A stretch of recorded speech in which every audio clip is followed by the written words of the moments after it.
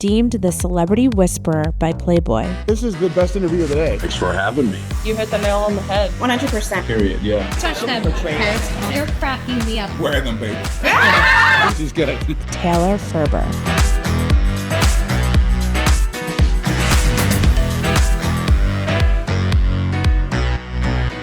They say never meet your heroes. And that is not just a conspiracy theory like Kamala Harris's debate earrings, people. This is straight up facts. There's a reason that this sentiment is tried and true. I mean, look, my work in Hollywood, for example, was inadvertently based on this very premise, right? I went to Hollywood as a red carpet reporter, really like obsessed with the gravitas of celebrity and the glamour and the larger than life persona and the grandiose, all of it, like the whole world of extravagance and luxury and fame and rich and fortune and all this. Soon enough, I saw that these fuckers, what does he expect to put one pant leg on or after the other, just like all of this, piss, shit, all the things. We're not trying to get scatological, but you get the idea. And I really saw very quickly how, in a lot of ways, Hollywood isn't all that it's cracked up to be. On the whole, no pun intended, you freak-a-leaks, and down to the individuals, right? I really saw how these people were very much human, how they had their moods, how they were insecure, how they'd be over the same shit as I was, all the things. So much so, I really got down into it. I really got in there. I really brought the human out.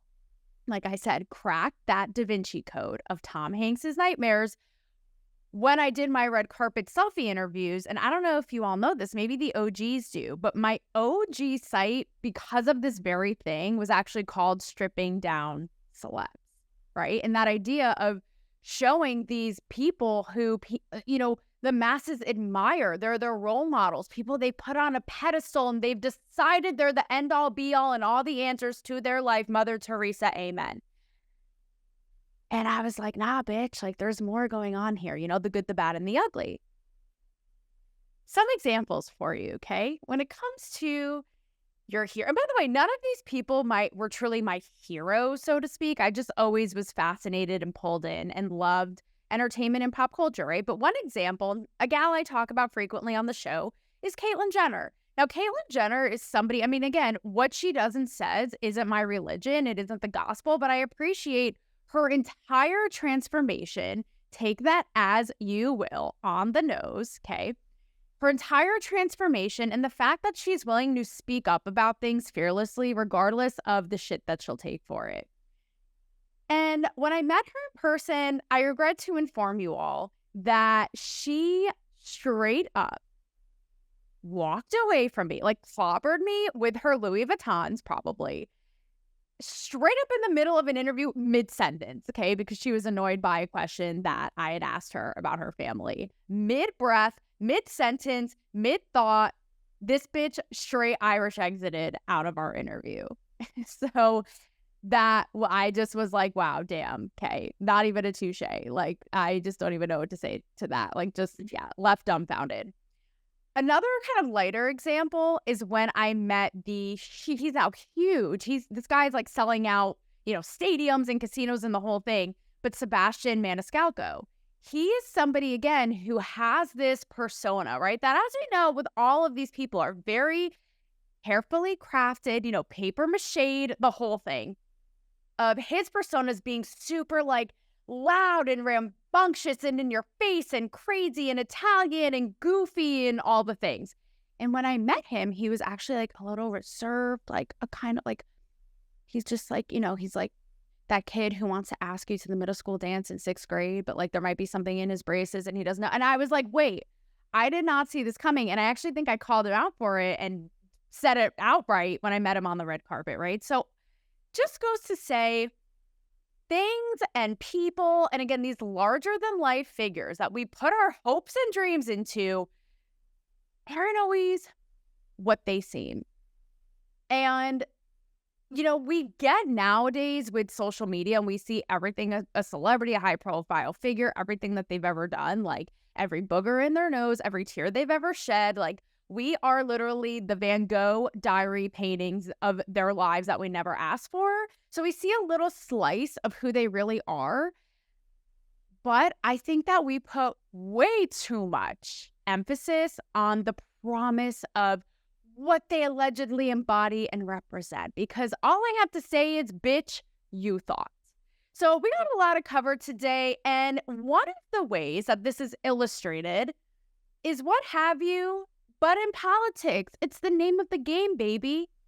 So last night, we had the pleasure of being in the fever dream that was the historic presidential debate between Kamala Harris and Donald Trump. And look, I'm not going to go into the weeds of this like every other pundit under the sun. Let's just say this was a Ringling Brothers circus, reignited, reemerged, that really just left me in a perplexed state of dismay. Here's why, okay? Is that we have one lady over here, Kamala Harris, who was so cheesy, acting so hard, giving every Maria auditioning for West Side Story in their local community theater a run for their money, like pouring her heart out over these lines. Like she is on the Emmys acceptance stage, okay?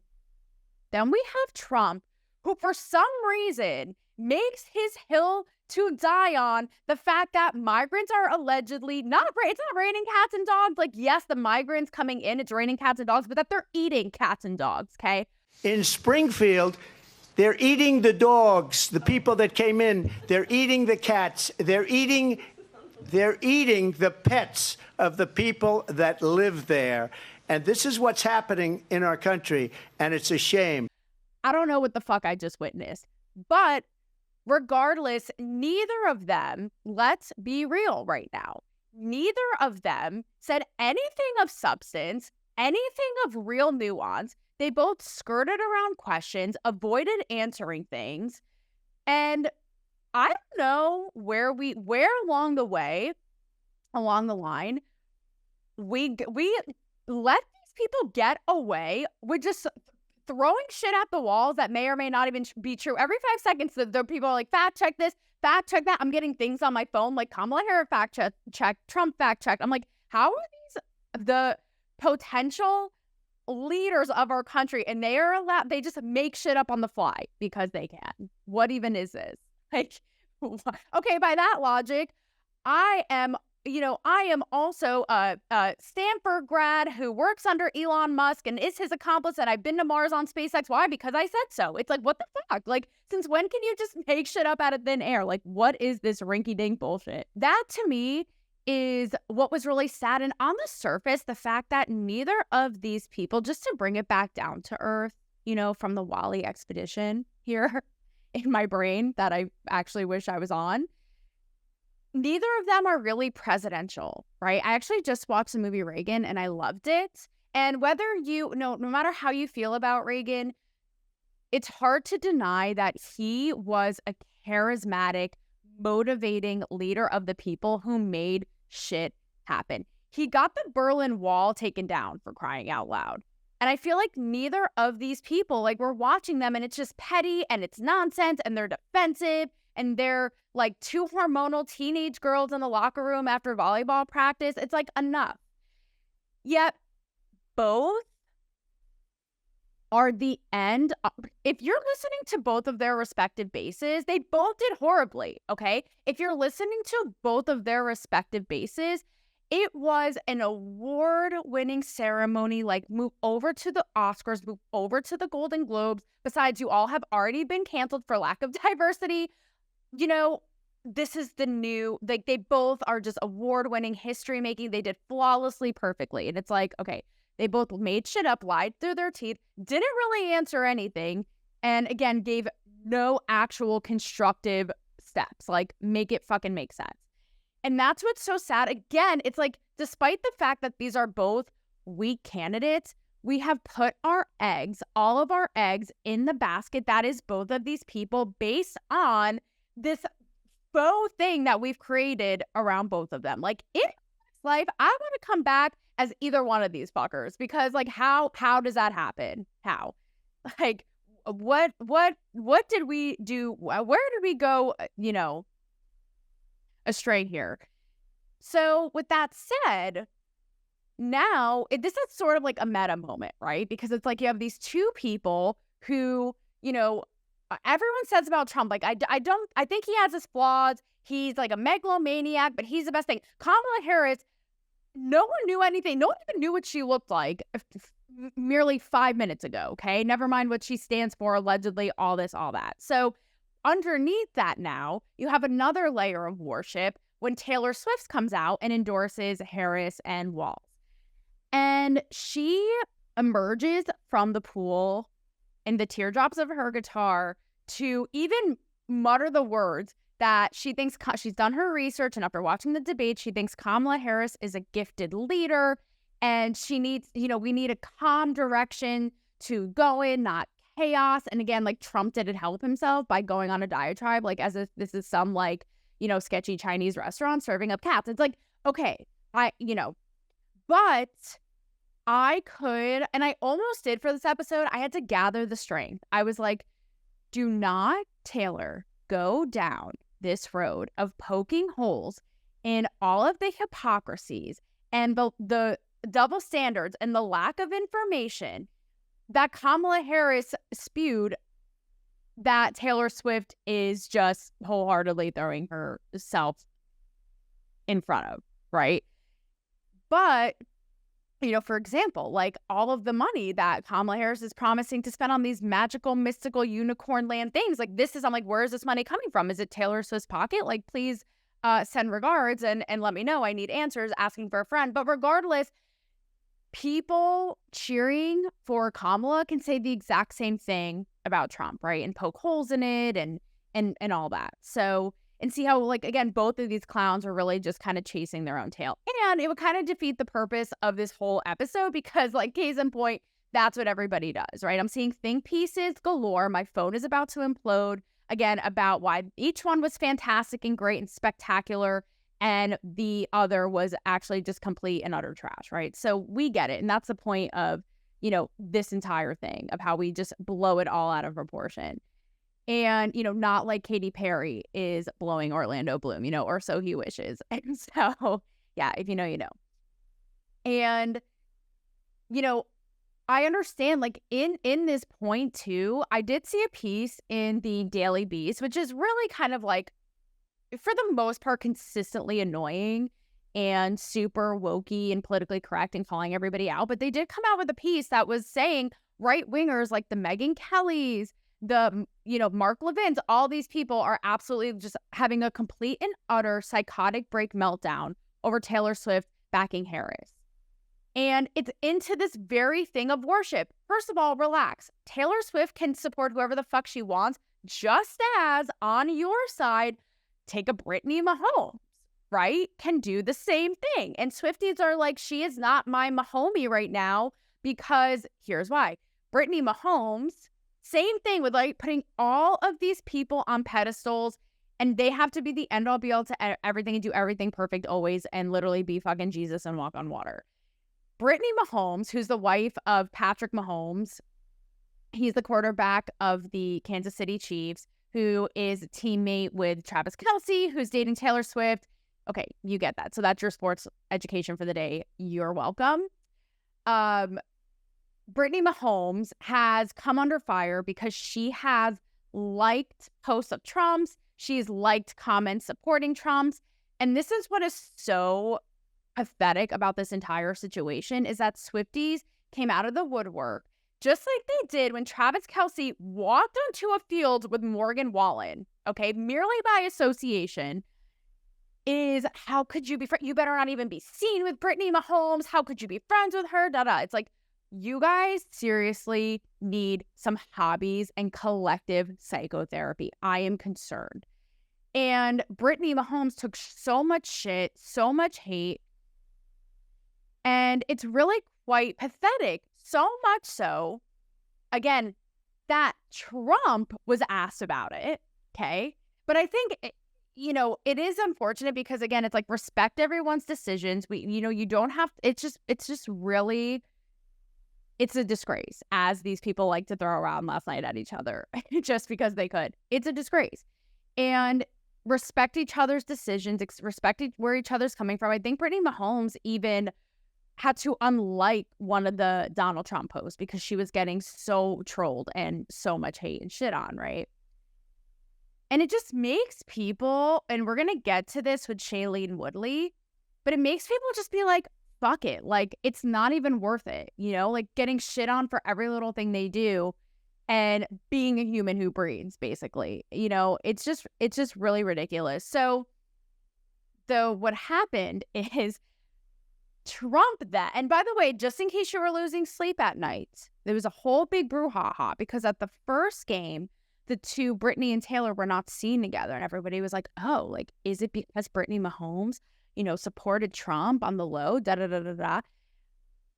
And then don't worry, they were back at it, making friendship bracelets, maybe or maybe not talking about Venn diagrams at the next game. So it's all good. But Trump was even asked about it, right? And it just goes to show how people go for their camp and, cannibalize one another. And Trump is like, Brittany Mahomes, best, I'm erecting a statue in her honor. Like, let's go, Brittany. Let's be a throuple, me, you, and Patrick, basically. And Taylor Swift, you can eat shit. And by the way, your sales are going to pay for coming out for Kamala Harris. It's just absurd. It's just absurd. And it does go to say, though, how much reach and influence these people have because of all this. You even look at the debate, and I thought, like, Trump did horribly. He literally shit the bed like Amber Heard, and his base and himself are going to think that it was the best thing since sliced bread. It was flawless, perfection, and they did, right? Just like Taylor Swift, everything she does. I mean, when she endorsed Biden last cycle, also, like, why has this come to any surprise? Like, I don't know why conservatives are, like, crying in fetal position. She got 35,000 new registered voters. So that goes to show the power of these people, and their minions. So next up is Shailene Woodley, right? And this is very much in line with the Brittany Mahomes thing. Shailene Woodley, if you don't know, is and she's self-admitted biggest climate change activist, tree-hugging, Bernie Sanders advocate this side of the Mississippi. Yet she had the audacity to share to her Instagram stories the Melania Trump letter she wrote on the heels of Trump's assassination attempt. And she recently talked about it in an interview. And she, just like the Brittany Mahomes things, just got an avalanche of complete shit. Like, this is Shailene Woodley in the Divergent real life 2.0. Like, this bitch never saw it coming. And she's like, and she seems like, I've never met her, but she seems a little like hippy dippy, one with the earth. Like, I'm here for it. I'll take it. I'll take it over an unhinged Swifty who needs psychosis any day of the week. And she said, I was just sharing a beautiful message of human compassion. And when she speaks about the people who were so upset that Trump wasn't killed, like I said at the time, I was like, are you okay? Like, you need a psych eval? She said, I couldn't understand people so passionate about death. And there are hundreds of articles written about it. I'm quoting her. And she said, because she's glad that her husband is alive, really?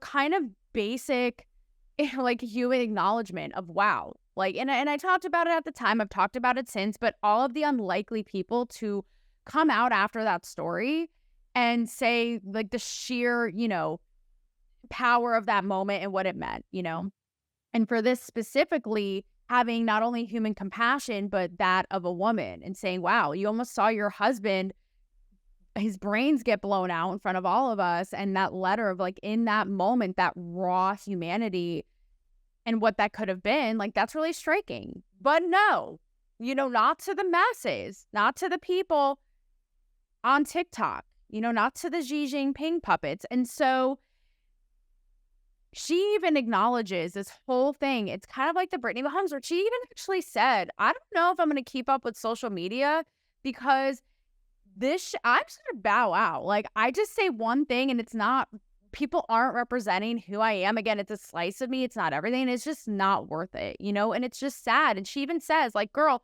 should have been listening to the show 4 or 5 years ago because I got you. But she was saying, you know, looking into the Miss Cleo, you know, globes of my podcast, how it's just, you can't cancel people, pigeonhole people like this, and it's so destructive. So, like I said, girl, you are preaching to the choir, and I got you.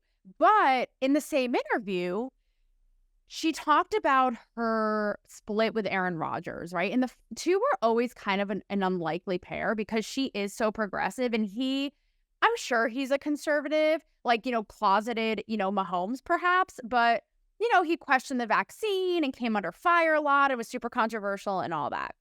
But she talked about how, you know, she gave him the wheeze, but she said, you know, I'm a lover. He was really unavailable. And I just I'm a lover. Obviously, I have compassion and I want to give my heart and life to somebody and have children and see the, you know, ups and the downs and can't wait to be a mom and all that. And this is where it's going to come into play to the next story in the final climax and shebang. Get your Orlando Blooms ready. So we're bringing it down to the human now of it. Because we got somebody in that same vein with what Shailene Woodley said that has another confession to make. And it's Dave Grohl. Okay. There goes your hero. Watch him as he goes. That's what a lot of people are singing today because we found out Dave Grohl of the Foo Fighters came out with also, like, I was impressed that this fucker just came right out with it on Instagram. I was like, okay, this is either just guilty conscious or this is genius PR getting ahead of a scandal because this guy's airing it all out. He's airing out all his dirty laundry, you know, like it's a song from the 80s. Dirty laundry. And he's letting us know about his confession to make. So Dave Grohl, the lead singer of Foo Fighters, admits or reveals, I suppose, that he welcomed a child recently, it seems, outside of his 21-year marriage to Jordan Blum. And the two of them have an 18-year-old, a 15-year-old, and a 10-year-old. And he talks about how he is working to earn back their trust and their forgiveness, and how he still wants to be a supportive father to this other child. And like I said, he had a confession to make, another one, and he made it. And I was reading previous comments about his wife and why he chose her. And he talked about how he had kind of an eye-opening moment when one of the members of Foo Fighters OD'd, and how he was always this, like, single man on the road, and Dave Grohl, we're talking about here, was always the single man on the road and rock star life and didn't want to settle down and old habits die hard. No, I'm just kidding. And how with his wife, he found someone he could really trust. He couldn't, you know, there was nothing to hide. He didn't have to fake it. And, you know, 21 years later, you know, here they are. And what was so interesting to me about this story is how, the irony of there goes my hero and the confession to make. Like, you talk about Miss Cleo, this bitch has arrived in the form of Dave Grohl. You can't make that up. But how his fans are really so devastated because of everything I've talked about. How every, you know, people and adoring, you know, loyal followers and listeners put these people in hopes and dreams into them as if they have to be the perfect specimen. And I read a great piece actually in USA Today that basically said, stop putting these people on pedestals. They're not perfect. Okay, just because he's a killer musician, that means he has to be like a perfect sample of a man all around and be a walking, breathing Gandhi. You know, what is this? So, you know, he done fucked up. He done try to make up for it. But it just, again, makes you think, stop putting so much emphasis, circle jerk, on your heroes, be it musicians, be it actors, be it politicians, be it your neighbor Sally, because they ain't all they cracked up to be, and that's okay. Lastly, I'll leave you with this. Here is a ride or die bitch. She's a true G, who I will say is all she's cracked up to be. And this sums all of this up on this mystical magic tour bus ride with Jamie Lee Curtis. She is a fantastic talent. These people should shut the fuck up, back the fuck off, and let this woman just shine her light. She is known for being somebody who is what you see is what you get. She says what she thinks. She doesn't give a fuck. And it is just always iconic. And I know this firsthand because she was actually one of the very first selfie stick interviews that I did hitting the scene in Hollywood, wide-eyed with my baby fat and my amber red hair that was super questionable. I asked her what advice she would give to an up-and-coming female actor who maybe wanted to pull a Kim Kardashian and get a jump start by showing her body on with photos, videos, whatever it be, showing her body on the internet. And without thinking twice, all up in the selfie, here's what she had to say. Every single photograph of you on the internet will come back to bite you in the ass. They search through the databases every single thing you've ever posted. So all of you young girls with your red Solo cups, drinking at parties in college, beware. From the woman herself. Yay! Perfection. Agree or disagree, instant legend. So her being in this constant legendary glory, she actually did a recent interview and she talks about how she's kept her 40-year marriage alive.